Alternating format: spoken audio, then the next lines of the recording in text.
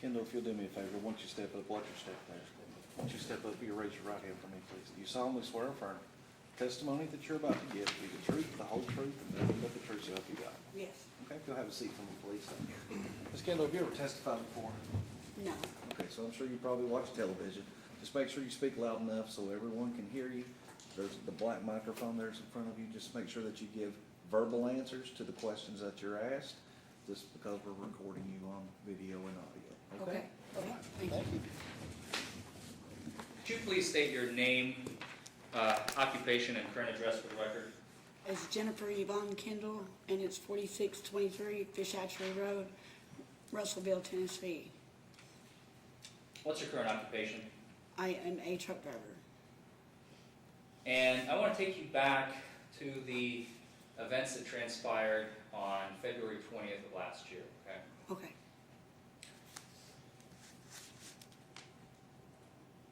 At around 10:35 in the evening, or at night, I guess, where were you? I was coming through Bell County. And what were you in?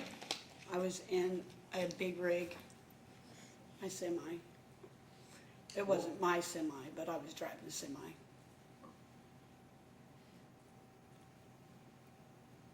What were you doing at the time that you were driving? I was videoing my husband Why?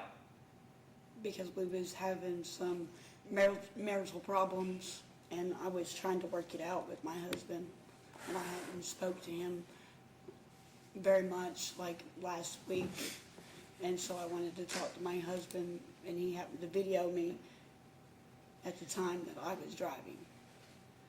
What kind of emotional state were you in when you were talking to your husband?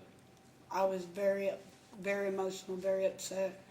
I was crying, like, I was really crying real hard, and I was basically like having a breakdown because of what was going on with me and my husband.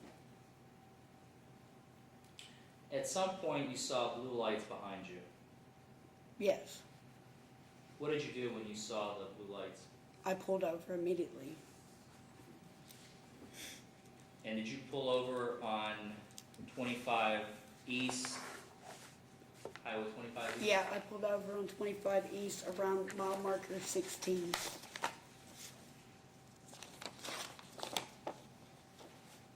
The officer at some point came up to your vehicle, right? Yes,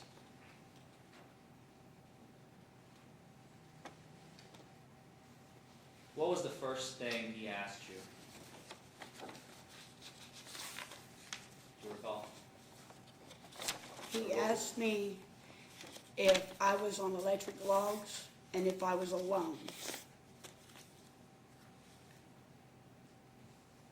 Did he ask you out of the truck? After he asked me if I was alone, yes.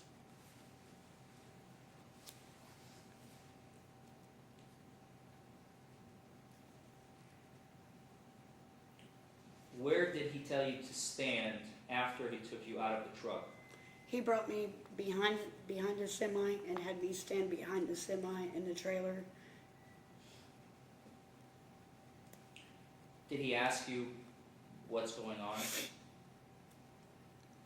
Yeah, he asked me why I was, so he said that I was like shaking, and yeah, he said that I wasn't acting normal. What did you respond? I told him that I was having a lot of issues in my life, and that I was having a lot of problems with my husband, and that I was just really upset over what was going on in my life. As we heard the officer testify, he said you admitted to smoking and shooting meth. Is that true? No, You never said that? no, At some point, he administered field sobriety tests, right? yes,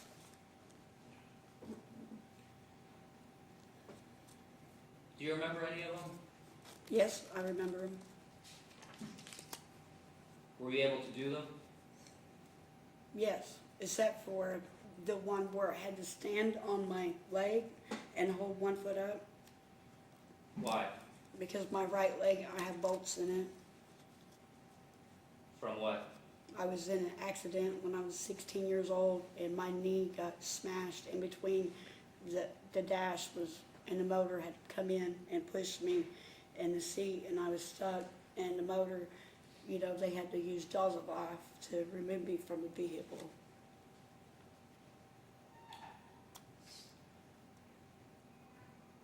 Did the officer ever search your trailer? No, Did he ever search the cabin? no,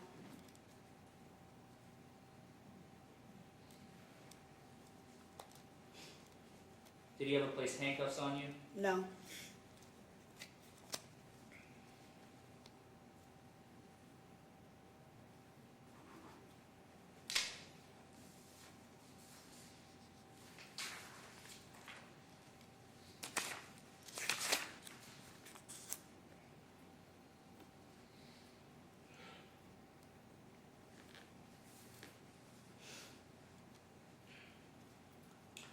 So you're sitting in the back of the cruiser yes, with no handcuffs, no handcuffs, doors closed.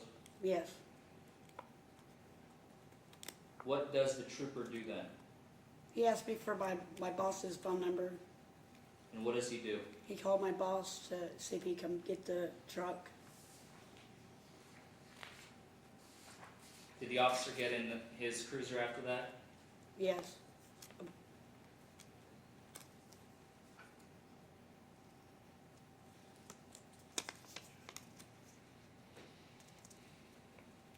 At some point, do you recall the officer saying that what your driving record was like?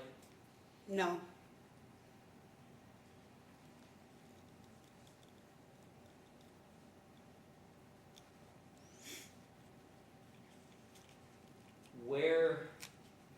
Where did he take you?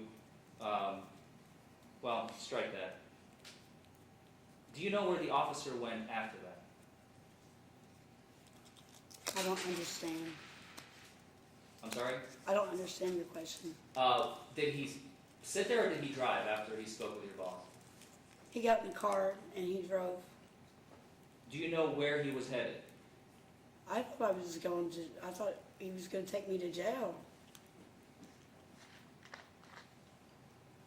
What do you recall happening next?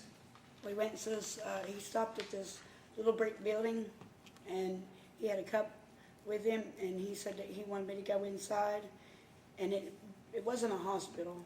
I don't know what it was, but it wasn't a hospital. And he said he wanted me to go inside and take a urine test for him, and I did not go. Why not? It wasn't a hospital. How did you know that? Because it was a little brick building, and I know where the hospital is because I come through here a lot. What was going through your mind when he asked you to do so? To step out of the vehicle and go inside whatever? I was scared. I was terrified because I knew it wasn't a hospital, and I didn't know why I wasn't at a hospital, why I was at this little brick building, why I was there. Now, I want to back up to prior to you getting arrested. Do you recall him giving you a pat down? Yes. Yeah, I recall it. How did he perform the pat down, and how did it make you feel?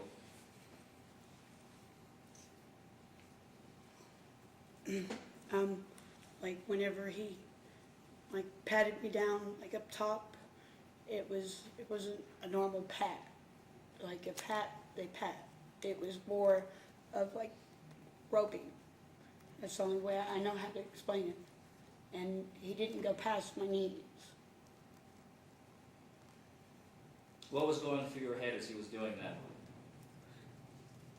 Well, I had been patted down before, and I knew it wasn't normal How so? because it was more of a grab. It wasn't, a pat.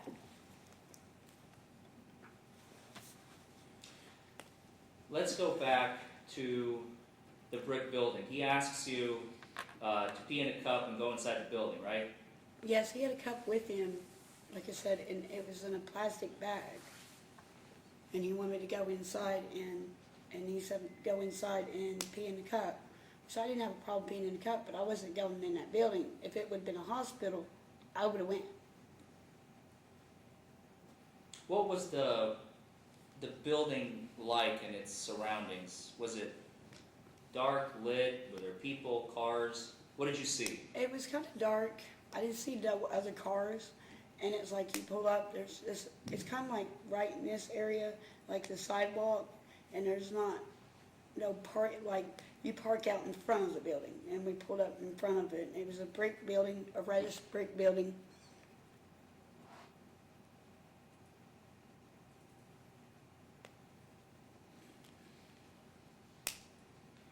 Your Honor, may we approach? Sure.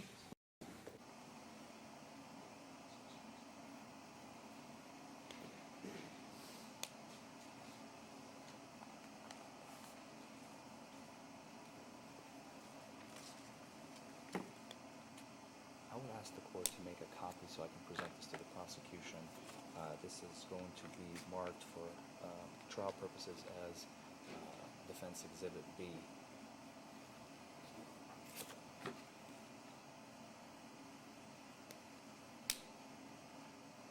Okay. If you can make a copy. Wait a second. Okay. I'm gonna make an objection. This is hearsay. He didn't bring it out on the officer's direct. The officer's done. I have a witness that is privy to this information, has personally seen it, touched it, has it. Still hearsay. It's an out-of-court statement.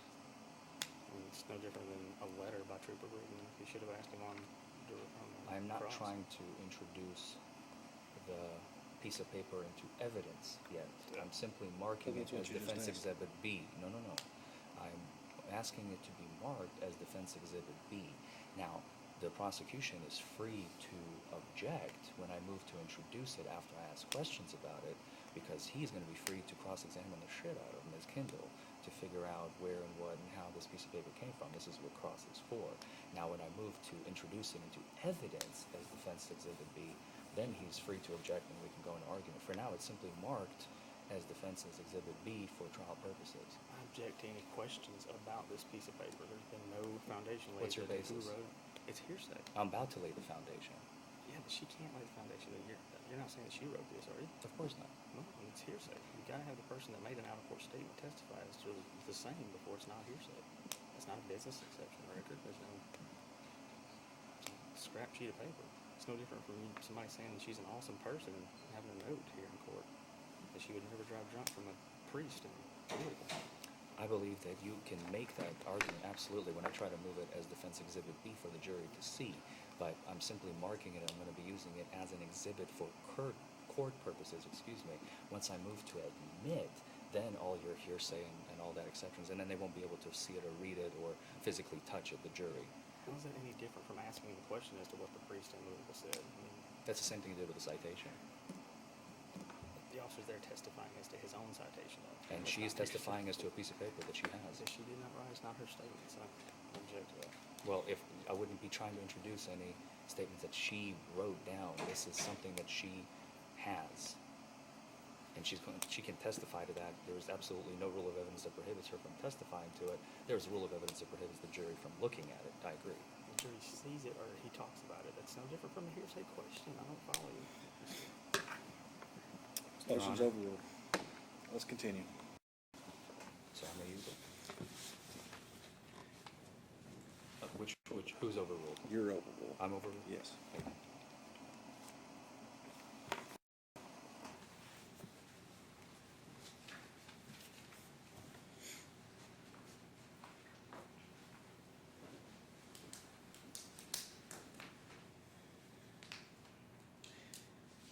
Let's get back to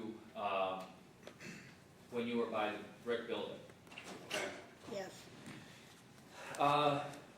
What did Trooper Brigman, upon you stating that you're not going into that building, what did he say or do?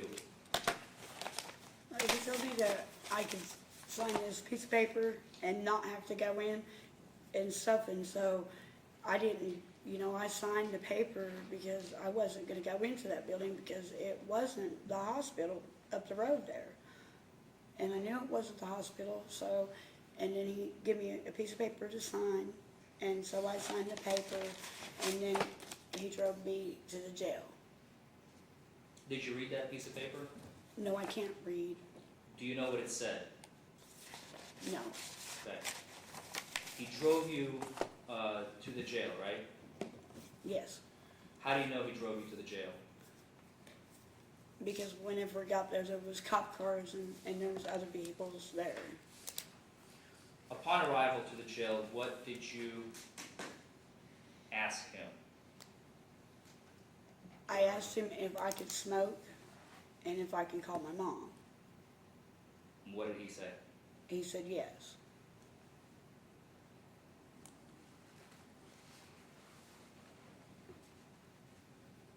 Did you call your mom after that? Yes.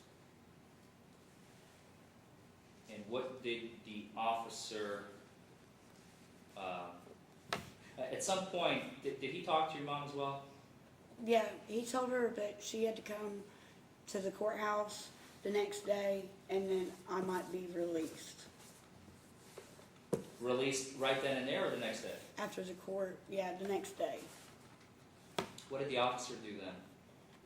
Then he asked me if I had any pictures, any dirty pictures or any drug use pictures on my phone. And what did you say? And I said no. No to what? To the drug use pictures. I said, no, I don't have any drug use pictures. But I did have personal pictures of me and my husband, very personal. What did the officer do next? He went through my pictures. How do you know so? Because he was standing in front of me and I was standing like right here, you know. He was standing like this way and I was standing right here and I could see the phone. What did he do next? He opened one of my videos.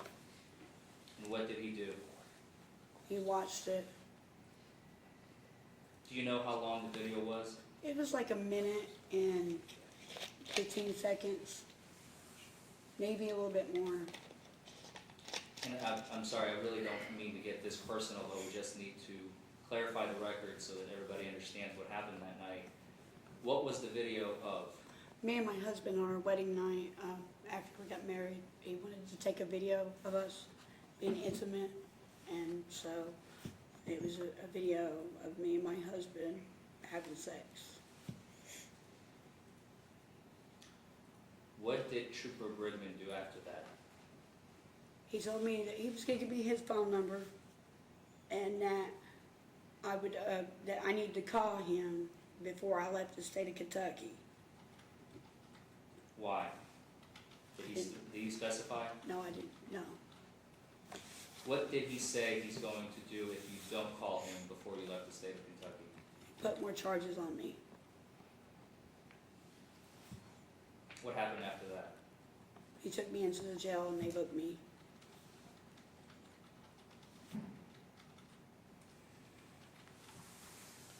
Did anybody search your person at the jail? Yes, the women did. I'm sorry? Some women did. Women jailers, I guess. While you were getting booked? Yes.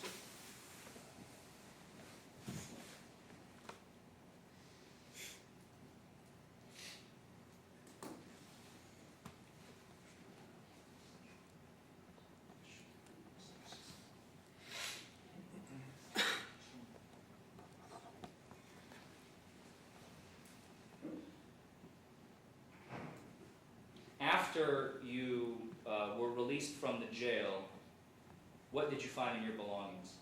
His phone number.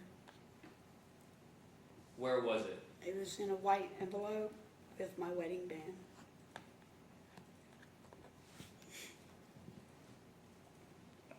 Did you call it? No. Why not? I'm terrified. Like, I'm just petrified. Why? Because I've never had, like, like, I have officers that are my friends in my area where I live, and I've never heard of any of them doing anything like that, ever. And like, whenever he had searched me, and the way that he had touched me, I just,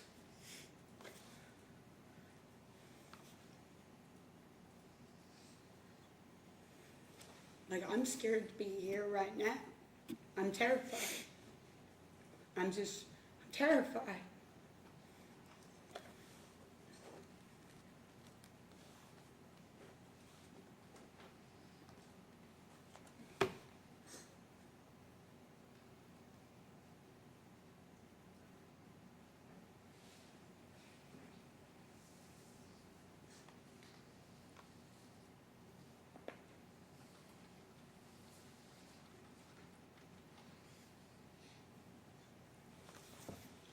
On February 20th,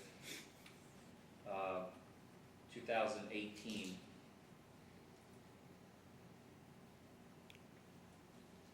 did you or did you not smoke and shoot methamphetamine? No.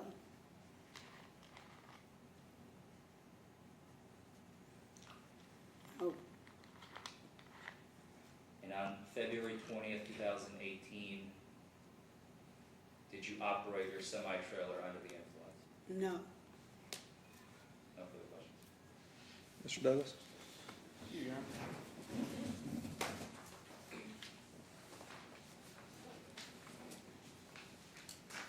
Kendall, the way your attorney phrased that last question makes me ask you the question: have you ever smoked methamphetamine or shot No. methamphetamine? No, Never. never, no. Said you've been patted down before. What occasion were you patted down prior? I was in a vehicle with my brother, and we had got in an accident, and they was just checking, like, they was checking everybody in that area and stuff. They had found a bear can in his trunk, and when they pulled everybody out of the vehicle, they just do that. They pat you down to make sure you have no weapons or anything, so they don't get any harm done to them. And that's what they did. They patted everybody down out of the vehicle. On just a car wreck case? Yeah, because they found a bear can in his trunk. Gotcha. I'm not trying to embarrass you or anything, but you made the statement that you can't read. No, How did you get your CDLs? they read it to me. How long have you had your CDLs? About 4 years, almost 5. Okay. So you've never done meth? Never done math, never. You didn't do it that day? No. Mm-mm. So the officer just lied about that? Yeah, That's your testimony? yes, Okay. And he took you to some little brick building yes. for a test? Yeah, it was a little brick building, and you had to put, like, we just pulled up in front of it. It was not the hospital. I know where the hospital's at, and it was not the hospital. It didn't take but maybe a minute to get here, if From- even that long, You were pulled over out on the bypass out here, Robert L. Maiden bypass, is that right? on 25E, 25B. yes. You know how long it takes to get there, to the hospital from there? Where I was at, it would probably take maybe 5 minutes with the traffic. It Really? just depends on what time, maybe less. I'm not for sure, really. You can see the hospital from the bypass out there. I was pulled Did you know over that? at mile marker 16. I It's know pretty exactly- close. I know exactly where I was pulled over. You sure it's 5 minutes away? I'm not for sure, no. It's not far though. So your testimony is that number that the officer gave you, you never called it. No, I did not call it. Did you tell the officer that you'd be willing to do some drug work for him, and perhaps he gave you that number No. for you to call post 10? No, No? no, no, no. Let's go to these field sobriety tests. You've talked about having surgery and you couldn't stand for 4 seconds like that, is that correct? Yeah, I wobble Okay. and What about the never, walk and turn? Your You Honor, never- the witness, you my never client may be explained how to permitted do to it. Ma'am, hang on. finish the question, I'm sorry, finish the answer. The prosecution is free to ask, but I would ask that he would not interrupt my client while she's giving an answer. Judge, this is cross, I can lead the witness where I want to go. Absolutely, but you may not interrupt her while she's giving an answer, sir, with all due respect. She answered, counsel. Go ahead, continue, Ms. Lewis.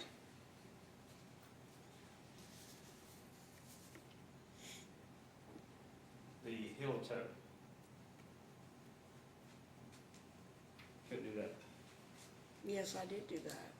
So your testimony is he's lying about that as well? Yes, because I did do So that. Trooper Brigman was just a big old fat liar. He didn't explain to me how to do anything. He's lying about two field sobriety. Well, one of them you're saying you couldn't do. I couldn't do the I'll one give on you the credit for leg. that one. You're saying he's lying about the field sobriety test that you failed. He's lying about your statements.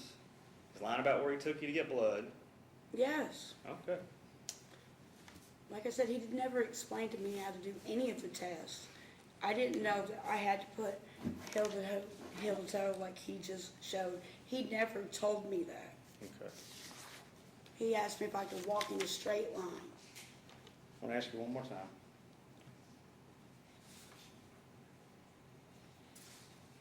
Never ever used methamphetamine. No. Thank you. No question. No redirect.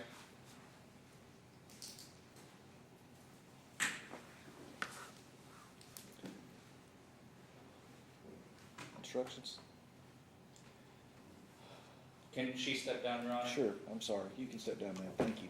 And if we may approach.